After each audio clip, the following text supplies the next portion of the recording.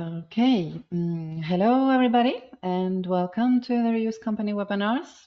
You will be muted during the webinar, but if you have any questions or comments, don't hesitate to use the questions section anytime during the presentation. We will have time for Q&A at the end of the session. The webinar will be recorded and we will send you the link in a couple of days. Today's topic is NASA versus INCOSE. Do NASA specifications follow the INCOSE guide to writing requirements? Today's presenter is Jose Pereira and my name is Cecilia Carlson. Okay, we have a lot of material today, so let's start right away. Hello, Jose. Hello, Cecilia. Thank you very much for the introduction. And as you mentioned, today's topic is going to be NASA versus INCOSE. Basically, what we are going to do is take a look at a document, a NASA document, and assess it according to the INCOSE Guide to Writing Requirements rules. But before that, let's take a look at the different steps that we're going to take during our journey today. The first one is going to be the objective and the different steps that we have for the entire session. What have we followed through with in order to come today and present you these results? The second step is going to be the expert versus the machine. This is a quite important debate that has been discussed with a lot of importance in the last couple of years, of course, here in the systems engineering domain. Then we will introduce the INCOSE Guide to Writing Requirements, so the actual standard, of course, that we're going to be using and applying on top of the NASA document itself. For the fourth point step, what we're going to do is revise a couple of potential improvements that we have detected throughout the document by both means the assessment of our experts in terms of quality of requirements and also the support that the tool RQA has provided them. For the fifth point, we're going to take a look at the NASA strengths. This document is a quite high level system requirements document, and of course it has many strengths, and we will take a look at them. And for the last point, before the Q&A session, as Cecilia mentioned, is going to be revising a key example. So one particular requirement or item in this case that I have found out to be quite interesting and to be worthwhile to be taking a look at. So the first key point is going to be the objective and the different steps, beginning with the objective, the why.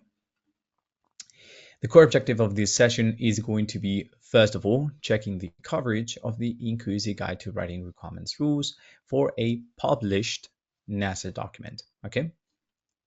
The second one is going to be revising the main potential improvements that we have detected within this document.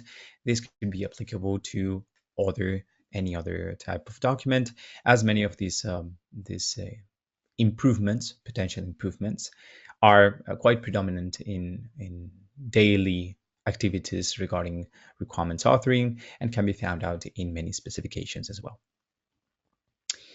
So for the third point is going to be showcasing which are the results of the collaboration between the expert, the person, the human, and the machine. In this case, the tool RQA, okay? The quality analysis tool that we have within the environment of the SES Engineering Studio. And finally, of course, discuss the results. This is going to be a quite short session, hopefully, if I manage to suit everything and all the explanations in time. And we will have the remainder of the session to discuss among each other. Okay, I would love to know your opinion, and I would love to know what do you think about not only the results that we have exposed here, but also which has been your personal experience in terms of analyzing the quality of requirements. Okay, how to get there. Okay, so which are the steps to be taken? The first one is going to be take the NASA public document. In this case, is going to be particularly the Gateway System Requirements document. You can see there the link. We connect it to the SES Engineering Studio. It is a PDF file, so we connect the PDF file with the SES Engineering Studio. And once we have extracted, parsed, and extracted all the information within this document, we will go through the quality assessment using the RQA view, okay? The quality view within the tool.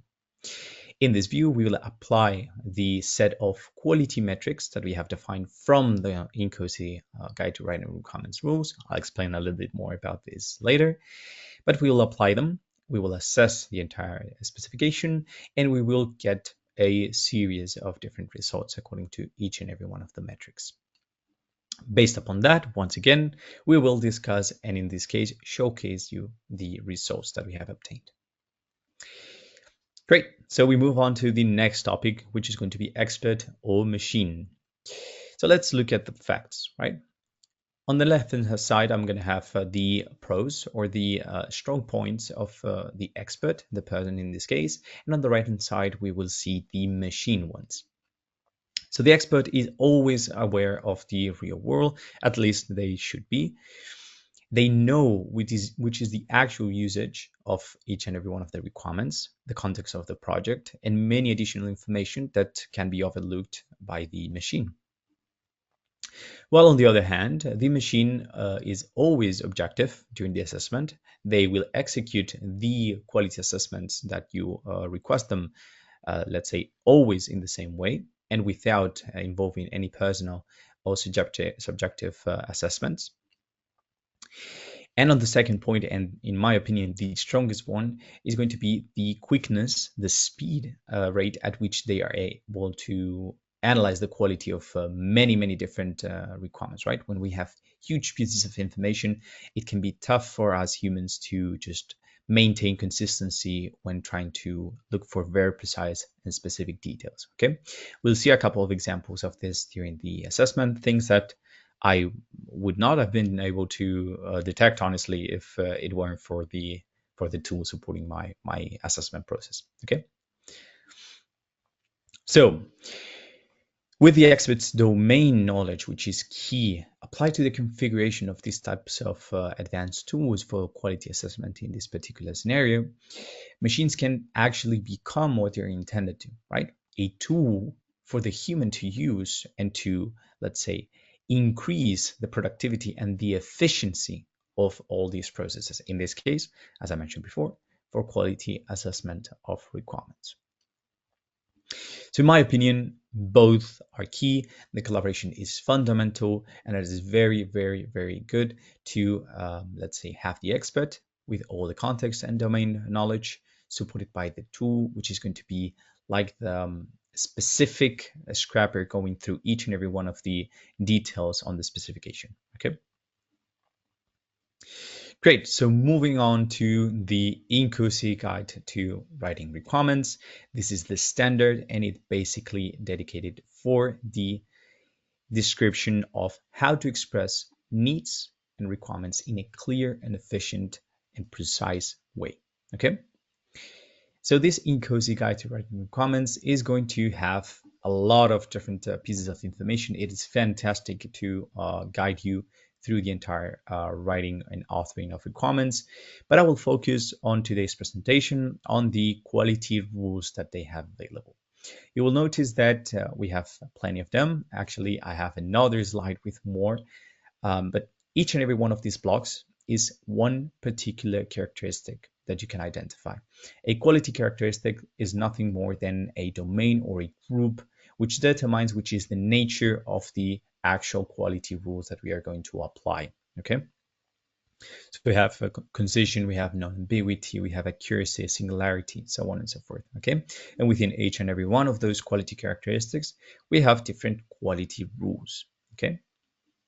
You can see more of them here. And now you may be asking yourself, well, how do you actually apply those quality rules onto the specification? And it is very simple in our case.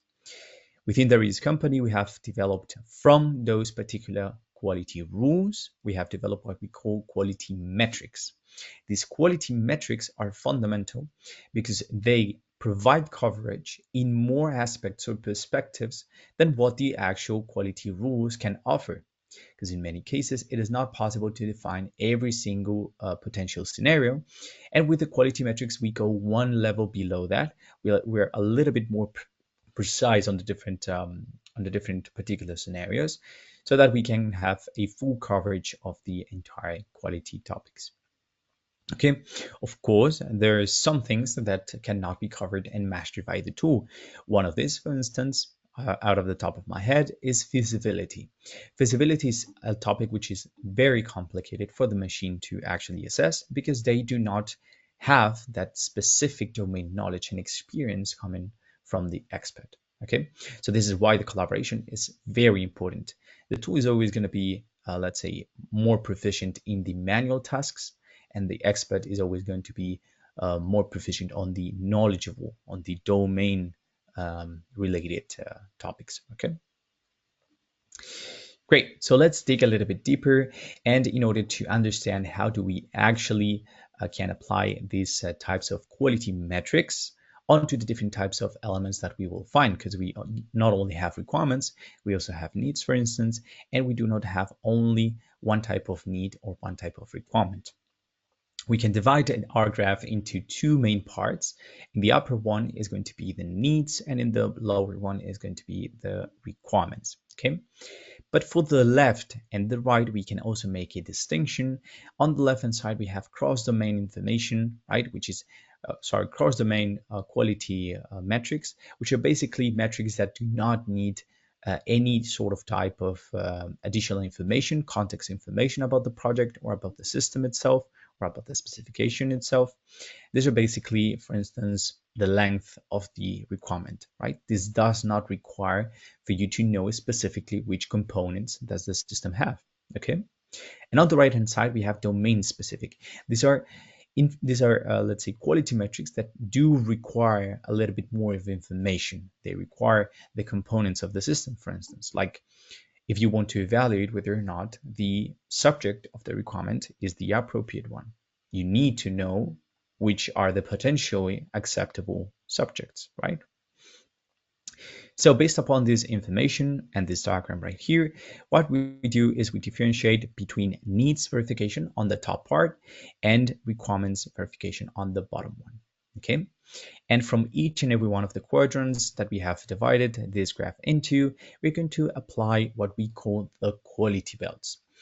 This is a very similar concept like the one that we have in martial arts, in which we go through the white, yellow, orange, blue belts, okay, progressing through them. In this case, what we use them for is to indicate the level of restrictiveness that we are applying to the entire specification. So for instance, non-needed additional information, so cross-domain quality metrics, which are applied to needs, which are a higher level and do not require as much of a restrictiveness as system requirements, for instance, we're going to apply a white belt, which is the simplest one.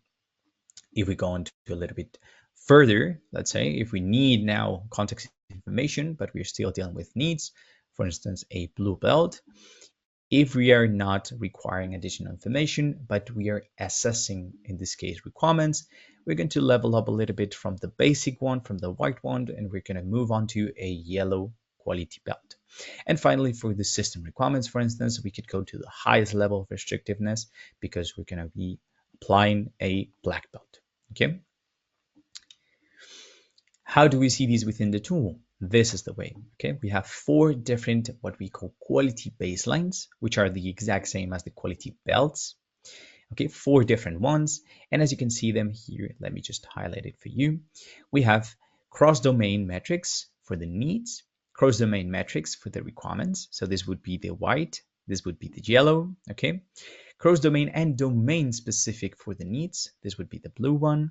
And the last one would be the black one for domain-specific metrics and applied to requirements, okay? Great.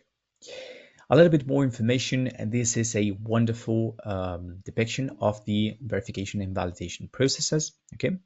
And in most of the times, or in the previous, let's say, stages of systems engineering, what we did is we had a team of experts in charge of the entire process of executing and completing these validation and verification processes. Nowadays, thankfully, we have the support of different tools, and we can dedicate the efforts of the expert team mainly to the validation of the requirements, the design, the system itself, while the tools can help us with the processes of verification against organizational or standards, organizational needs, let's say, or standards. Okay, so if I want to verify the requirements themselves against their corresponding guide to writing requirements, for instance, standard, what we do is we could make the team of experts invest an effort, invest time into checking each and every one of the quality rules, or simply use the tool to assess in a bulk most of the key, let's say, quality rules and have them verified this way. Okay, so you can automatize this entire process using the tools, right? And you liberate a lot of the efforts required by the team of experts. In the middle processes, in the middle grounds, if we are applying or if we're dedicating ourselves or speaking specifically about the verification of the design against the upper levels or the system against the design, this is something that will require this collaboration once again between the team of experts for those pesky quality metrics like the feasibility one, while the tool can support us and provide us with this coverage in collaboration with them. Okay, so this is a little bit the schema for this collaboration. And finally, for this section, I would like to highlight a little bit the NASA rules, and in this case to showcase how they are very similar. In some cases, they're identical to the INCOSE guide to writing requirements rules. I believe they have been in some sort of way derived from it. So it is fantastic to see that they actually have, let's say, specific set of guidelines within the engineering handbook to be applied to their documents, right? Great, so we move on to the next section with the potential improvements detected. Okay, so let's begin with the assessment. But before that, three things to take into consideration. The first one is going to be, these are suggestions made by the team supported with the RQA tool. Okay, these improvements are detected according to the INCOSE guide to writing requirements rules.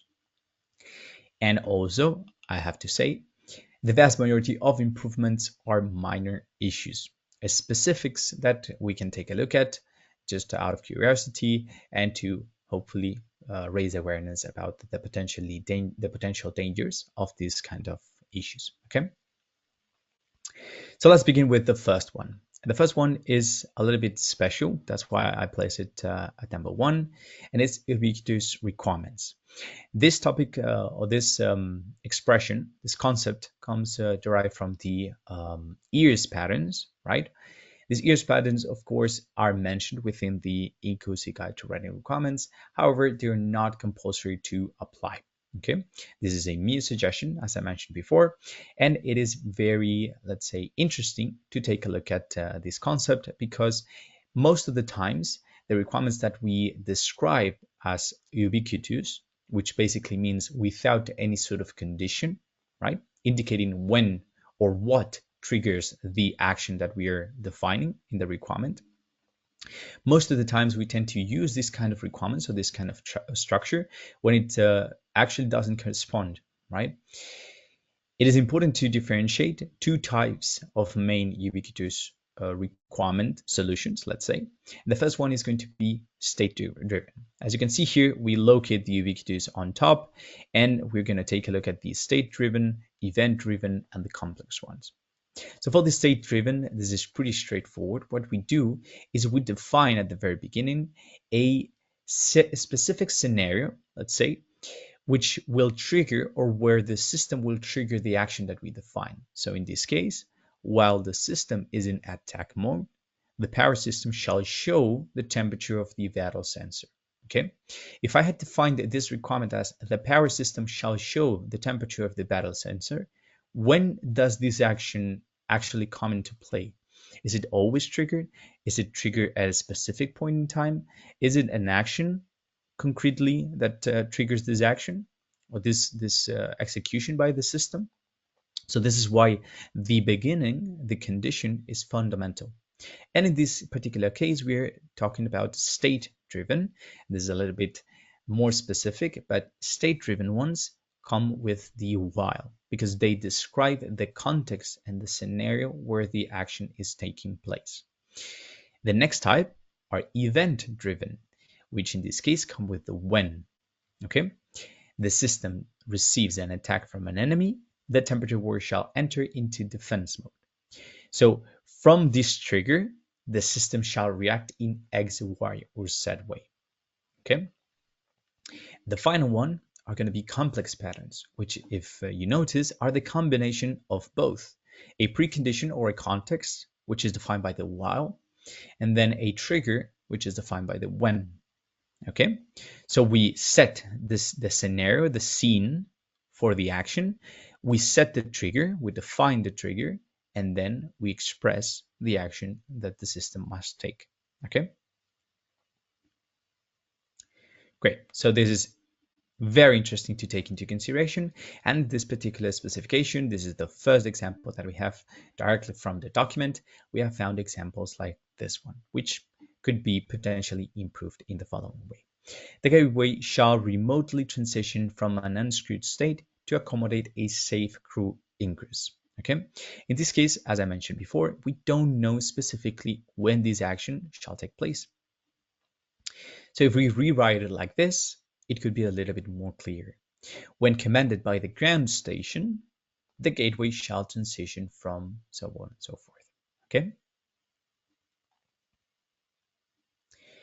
Let's take a look at a few more examples. The gateway shall provide a minimum of 32 kilowatts for gateway use when SEP is inactive. We have here the when, if you notice, okay? So we will highlight that. But here we have a very specific problem. And if you remember previously, we mentioned that this type of clause or this type of condition is a state, right?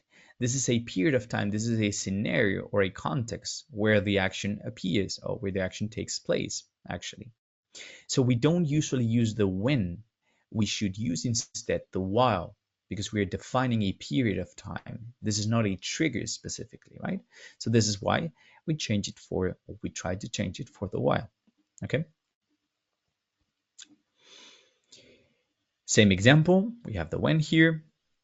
And another important topic to mention here is that in this case, the previously mentioned transformation is not required. As I mentioned before, first of all, these are all suggestions, but second of all, in this particular topic, the ubiquitous requirements one, the use of while and when doesn't have to be specific. It doesn't have to be by the book. As long as you maintain the most important thing, which is consistency, you're good to go. Okay, so in this case, if we use when for this type of situations, we use always when, and there's no issue with that. Okay, so there's also the possibility to use the when and while as we prefer, but always in a consistent manner. Okay, great. So here you have these supported by the tool. This is why we have obtained these results, and from the place that we have actually extracted the pieces of example that I have shown you before. And this is a specific quality metric that we have for the detection of ubiquitous requirements. And as you can see here, it is quite predominant within the document. So we have many ubiquitous requirements. This doesn't mean that these ubiquitous requirements are wrong, okay, by any means. But this basically means that this type of requirement should be revised, maybe by the expert, to consider if those requirements need actually a condition or not. Okay, or if they're good as they are. Next topic or next key point, multiple modal verbs and passive voices. Okay, I'll locate you the actual, first of all, the characteristic from the INCOSE guide to writing requirements. Okay, and then the you will see the TRCM, which is the metric specific that we have to find for this particular topic. Okay. So we have modal verbs, multiple modal verbs, and passive voices. Let's take a look at the example that we have here. Okay. So the gateway shall provide a fuel capacity that would support performing a minimum of 2 round trip, so on and so forth. Okay. So we have here 2 modal verbs. And we also have here another example, which is shall and can. Okay, but in this last one, we also have another particular detail. And if you notice, the can is accompanied by the be monitored via the IMS. Okay, so this must be rewritten, and we should, this could be one potential solution, of course, that I propose here. And it's to divide this particular requirement, the 154, into 2 ones, as you can see here, 1 and 2. And this is going to be the first one. The gateway shall provide a stowage system until this point, and then continue once again, beginning by the gateway shall now execute the second action, which is monitor the storage system via the IMS. Okay. So with that, we remove 2, let's say, issues with one rewriting process, and we keep just 1 modal verb in each requirement, and we remove the passive voice. Great. Next topic, missing measurement units. Here you have the quality metric, and the example is going to be this: the crew size. The gateway shall support a crew of 2, 3, and 4. Okay, 2, 3, and 4. What? This is what we lack here, right? We can assume that it's referring to crew members, but even if we assume that, there's also an additional question to this, and it's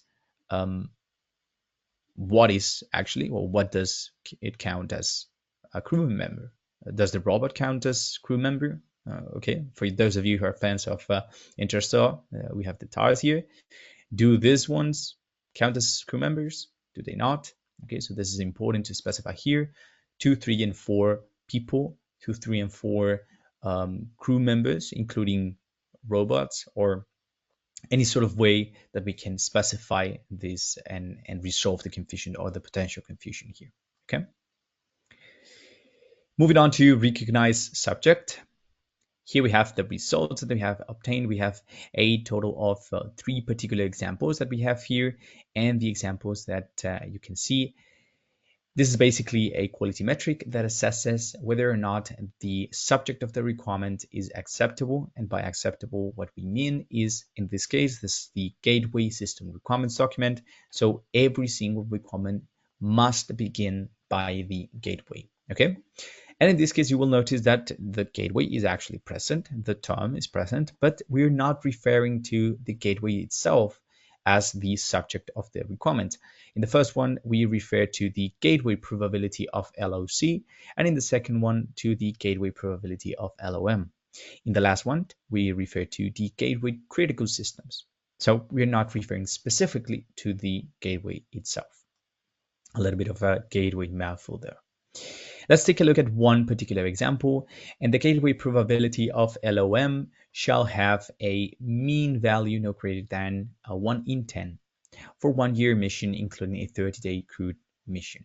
Okay, so this has a couple of issues. As you can see here on the right hand side, this is the RAT tool, by the way. This is the authoring tool that we have within the SES Engineering Studio, and I basically use this one to have my quality, my correctness quality assessed in real time. So I can see here the main issues that my tool, that my requirement has. While on the left hand side, I also have the entire spectrum of quality metrics that I have available and that I have executed or assessed on top of this requirement. As you can see, this requirement, even though it has a few details here to improve, most of it is high quality, which is great. You can see here also the bar with the green. The green represents the percentage of high quality 3 stars quality metrics that we have. Okay, so coming back to this particular example, what we have here is 1 in 10. Once again, we don't have a measurement unit associated. We have a not, a value no greater than. We can easily replace that with a less than. And finally, we have the subject topic, which is the one that we're tackling right here. Okay. So let's rewrite this one and propose the following solution, potential solution, of course. The gateway shall have, so you notice that now the subject is actually the gateway, shall have a probability of LOM. Okay, so we replace the subject and we restructure it to have the gateway as the subject of LOM less than 10%. So we replace the 1 in 10 for the 10% and the no greater than for the less than. Okay. And with that, we have 3 stars, completely high quality, no issues detected. Okay. This, of course, this rewriting process is based upon my own experience, which it may be a little bit more considerable in terms of authoring requirements and assessment of requirements, but by no means it is at the level of the NASA teams in terms of domain knowledge. Okay, so this rewriting process would make or may make no sense in terms of the actual technical details. Okay, so this is one proposed solution. Now, next on to vague terms, and this is very important because the lack of precision that these terms imbue the requirements with is very dangerous. Okay, they can lead to confusion not only in the development process when the engineers read the requirements to, let's say, actually build the system, but also in the verification processes later, right? If we don't have precision, then verifying is going to be very complicated. This is the view. There's another view from within the RQA Quality Studio or the RQA Quality Management Capability of the SES Engineering Studio.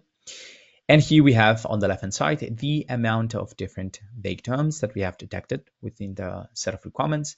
And here on the right-hand side, the number of instances for each and every one of those. Okay, so you can see that the most predominant is support, applicable, and manage. Okay, manage is a term quite used widely. Okay, and in this case, it's only appearing like 8 times. Okay, so that you know more or less, this specification has around 205 requirements, and the amount of total quality metrics executed on top of each and every one of the requirements is approximately 35. Okay, so you can estimate more or less based on the results. This is another view. If you noticed before, we were in the statistics tab, and now we move on to the requirements tab. And this view, what provides us is with the specific requirements and where they are actually located, the different terms, in this case, the vague terms. Okay, how many times do they appear? And we can just double click here and access the authoring view that we had before, so that we can see the full quality view and authoring view of each particular requirement. Okay, so here the most important part is here on the right hand side. TVDs. The TVDs are complicated within this document. It not only has TVDs but also TVRs, to be revised. I have to say that the definition of both of them is fantastic. The document already contains a specific section explaining which is the structure, how are they actually used, right? So it is great. The only issue or minor detail that I would improve here is that these are great during the authoring phases. There's no issue at all when using them actually, because they provide us with like a placeholder for later precisely defining the actual value. But this document, at least the document is labeled as a baseline, right? Which could be potentially dangerous if it went through the subsequent phases of the project, right? As we mentioned before, impacting negatively in most of the cases to the development and the verification processes. Okay. Here we have also within the NASA, the engineering handbook, we have here the to be determined, the TBD. They have a specific, let's say, statement here indicating that you should not or you should avoid using them as much as possible. One disclaimer here, this result, okay, this could be due to the document being a public example. Okay, I understand, and I would bet, let's say, if I had to bet, I would bet that this document is definitely not the final version that the NASA is actually using for the system. This is only a published version, and of course, it may contain, even on purpose, specific issues or specific problems within it. Okay. But we're here to learn and to know more about quality assessment, so this is a great example for us. Here you can see another view. This is the main view with all the different requirements, and I have simply searched for the TVD for the tool to show me how many instances and highlight them for me, so that I can know more or less how many of those do I have within the document. Okay. Great. Moving on to use of parentheses and escape clauses. We have a particular example here. The gateway shall change the gateway attitude to any orientation as needed, between brackets, to meet operational constraints for all configurations. Okay. The issue here is the as needed, right? The as needed as soon as there is room for that or interpretation by the reader, there is a problem. Okay, this is an issue, and I remember this is quite funny. I remember with my team leader, when we were assessing this particular document, we started discussing, right? And before we realized, 5 minutes had gone by, and we had not reached a conclusion on what the as needed could mean precisely, right? So this is the issue. We stopped right there and we said, well, we need to talk about this requirement, because this, what we are doing right here, is precisely what cannot happen or should be avoided as much as possible, right? The engineers of the subsequent phases or layers should not have to deduce or to try to guess the understanding of any requirement, right? I have to say that besides that, the use of parentheses is quite limited, and it is quite precisely used. Most of the scenarios, or most of the cases in other specifications, what I found out is that many people include within the brackets what they should include within the rationale. I have to say once again, within this document, this is not the case. The rationales are greatly detailed, and each and every one of the requirement has one associated to it, explaining the further information that you need to comprehend, let's say, the whole context of the requirement, which is great. Okay, so in this case, I would suggest to just avoid the as needed and precisely detail which are the conditions surrounding the as needed in the rationale that it has. And of course, remove the parentheses right here. Okay. Use of pronouns to refer to nouns. Okay. We have here another example. The gateway shall support external robotics performing end-over-end translation to perform its functions on all external surfaces of the gateway where robotics activities are planned. The key point here, or actually where I'm interested to look at, is the its, right? Its functions. I do not understand specifically which functions are we referring to? The functions of the gateway system itself, of the external robotics. And this is something that can lead, once again, to a little bit of confusion. So in order to avoid it, maybe we could just include there the specific term or the name of the system or component that we're referring to. Okay. Wrong reference format. And this is actually a quite interesting example. Okay.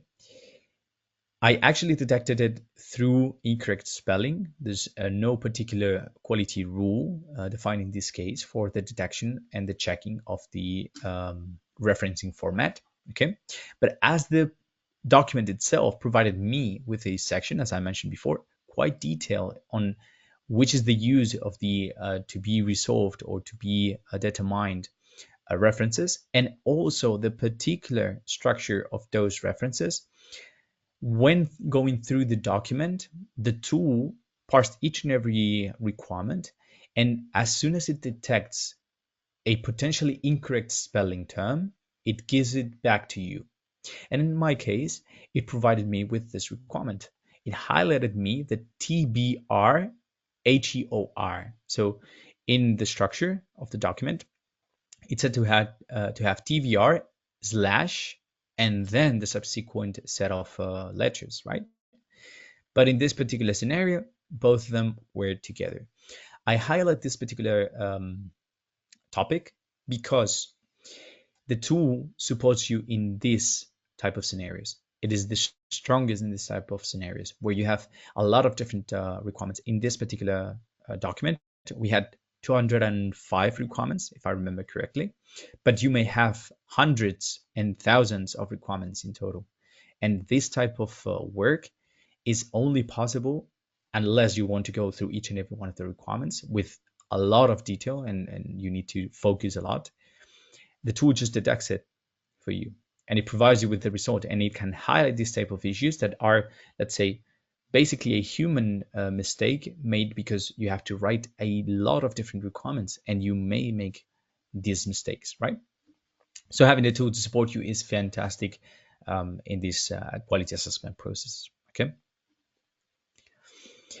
Next one, text length and use of combinators. This is a particular example that we have right here, and it is very complicated because look at the amount of and that we have, right? It is 9 and in total, and this makes the comprehension of the requirement very difficult. It complicates it a lot, and also it makes very difficult it complicates the assessment or the verification process that will later have to be completed, right?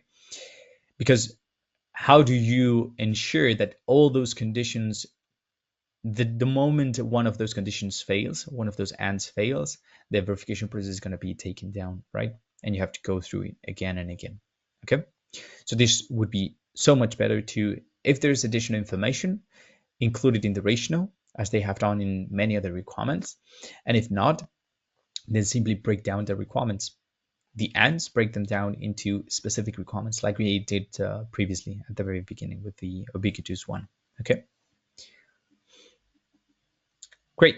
So PowerPoints, as I mentioned before, this document is very high level and it has a lot of different PowerPoints. Let me just highlight some of them, or the ones that I like the most, which is basically mostly short requirements. Most of the requirements are very short and the rationale is very complete associated to those. 98% of the requirements begin with gateway. As I've shown you before, like three instances of the entire document do not contain the gateway as the subject. The rest of them do. So there's also something to highlight. No unknown acronyms and abbreviations. What I did basically is the document provides you with a particular section for abbreviations and acronyms, and I just imported them into the ontology that we have. So this tool, the quality assessment tool, is powered by a knowledge base, another tool that we have, and I basically inputted all this information, the acronyms and the abbreviations, both lists, into this ontology, into this knowledge base, and I had no further issues from that point onward. Okay. So it is great that all of them are registered. One shall in most of the requirements. It is very important to have one shall in most of the requirements, and they do. Okay, so this is fantastic. Proper presentation of decimals. I did not find any 0.1 expressions like this one, which are sometimes can be confusing. Okay, and all of the decimals expressed are 0 point something or X amount of information.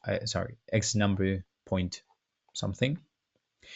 And the final one that I would like to highlight is that 97% of the requirements do not contain any sort of passive voice or superfluous infinitives. There are specific cases like the one we saw before, but 97%, so almost all of them are great. Okay, this strengthens the point that I mentioned before. Even with more reason in high-level specifications and with people that are capable of authoring very high-quality requirements, it is important to have this type of tool because the issues or the detection of improvements or potential improvements is very specific. You need to be very precise to find any sort of detail, and of course the tools are a great help on this whole process. Okay. I'll show you also this view, which is the overall view for the quality assessment. This is the distribution. Okay, so we have 100 requirements. Half of the requirements are high quality, 3 stars, they're perfect or nearly perfect. Then medium quality, a 34%. Okay, these are requirements that may make use of a potential improvement. And low quality, these are the only ones that I would highly recommend to just rewrite them. Okay, and as you can see here, these entire lists I mentioned before, 35 quality metrics, and all of these ones are 100, the top ones, and then the rest of them are above the 95% easily. Okay, so it's great. Okay, so let's take a look at these key examples that I mentioned before. This is a particular requirement with several potential improvements. The name is maintainability of the requirement, and the topic, you will notice that this one has appeared before in the subject part, is the gateway critical system shall be designed to be maintainable. Okay, if you had to guess here, which would be the key improvements that you would make? Okay, just give it a thought, and let's dive right into it now. Okay.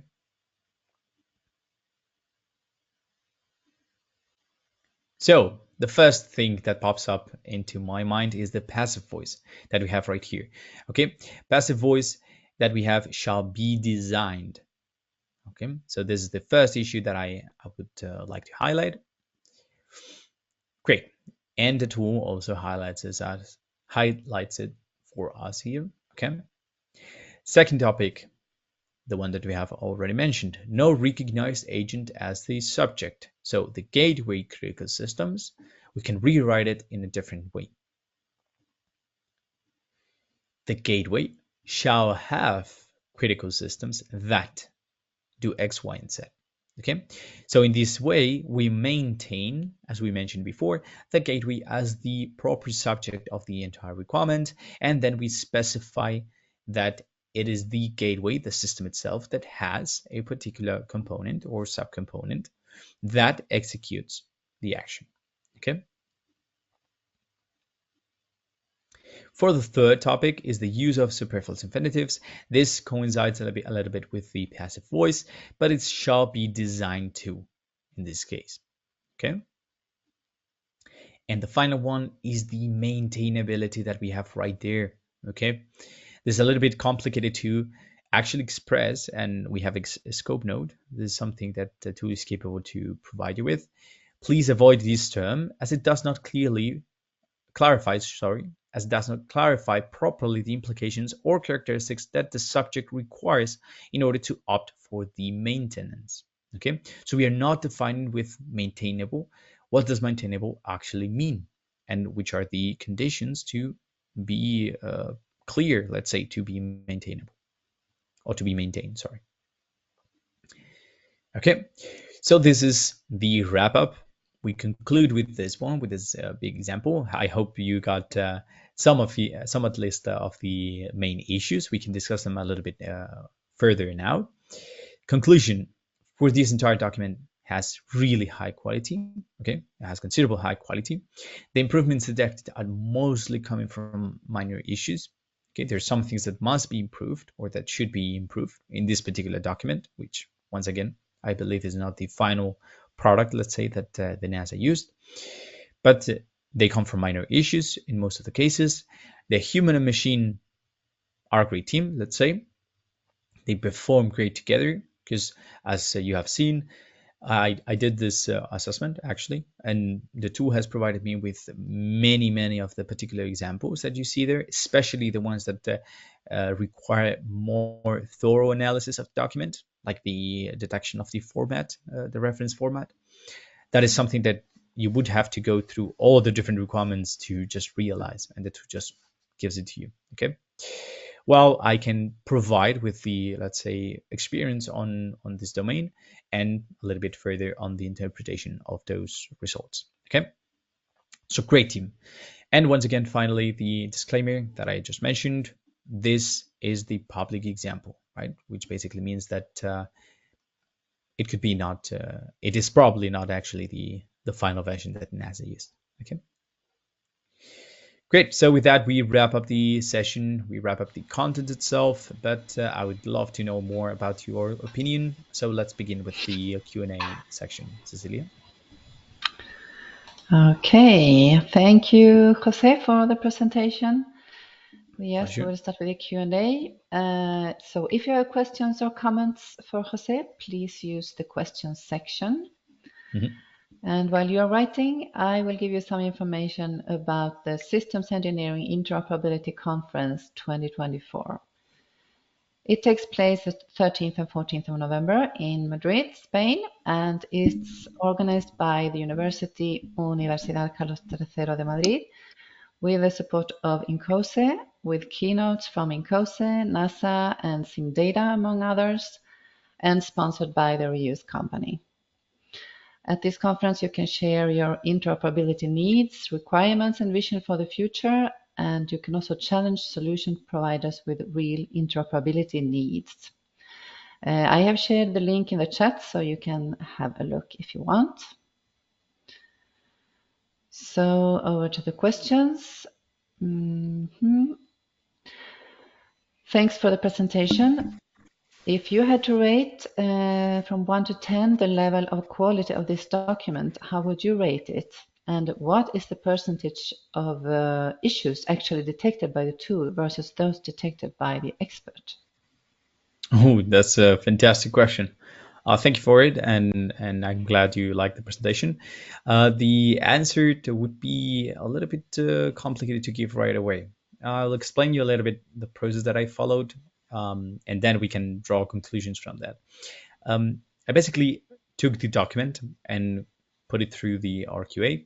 The RQA provided me with a list, that you have seen before, the one with the pie chart at the top of quality metrics. And instead of filtering or sorting better the results by the highest quality, I did the opposite operation. I filtered by the lowest quality. And then I took a look at all the different instances and went through the different views, let's say, for the statistics and the requirements themselves to see which have been the most predominant issues or improvements to be made. And from that, I drew my own conclusions, right? And I noted them down, and then I filtered them to just these last couple of ones that you have seen, the most interesting ones, in my opinion. So I would say basically, if I had to, let's say, give you a particular number, maybe 60, 70, 70, 30 for the tool, because the tool does most of the work. It is the one that parsed the document, is the one that executed the quality rules, right? Or in this case, the quality metrics. And it is the one that provided me with the results. What I did is, on top of that, I provided the domain knowledge, right? I took further the results and drew interpretations from them and put them together in terms of which have been the main issues, which were the potential improvements based upon them, so on and so forth. Okay, so yeah, maybe 70-30 to answer your question would be a proper ratio. Okay, thank you. Well, we have no more questions, so it seems like everything is crystal clear. Oh yes, I'm here glad. we have another. Oh, okay. With the advent of AI, is there or will there be a feature where the tool will propose suggestions as to how the requirement can be rewarded to achieve optimum quality? Oh, that's a great quick question as well. AI, of course, is a potent agent here. And what we currently have, you have today, let's say, is the possibility to include this scope notes to the information. If you notice here, let me just go back to one of our previous examples. If we take a look at here, maintainable, it does not contain, it is only highlighting the issue. It's not providing you with, please replace this with that, right? But it's giving you information on which is the issue actually, and you can include here as well. This is customizable. You can include here as well information for the rewriting process. Okay, so this is today. Tomorrow, I would hope that this is something that becomes a reality, right? It would be very interesting to not only have the tool provide you with the results, like saying, hey, this is what is wrong, but also to tell you, hey, this is a potential solution to that, or this is a potential rewriting process. In that sense, linking with the previous question, the percentage would vary in favor of the tool, because I would have to do less. Let's say instead of 70-30, it would be like 80 or 90, 10 or 20 for me, right? I would only have to draw conclusions from it and to approve or reject the suggestions for the rewriting process, right? So today, the option that you have or the solution that you have is this one. for tomorrow, then I definitely hope so, because it would complement quite well the capabilities currently of the tool, because it can go to quite detail in terms of detecting issues. But if it not only detects it, but also provides you with a potential rewriting, that would be fantastic, right? The next step would be to also draw its conclusions, and then I would be able to just go on holidays all year. So hopefully I answered your question. Okay, thank you. Awesome presentation. Here's another comment here.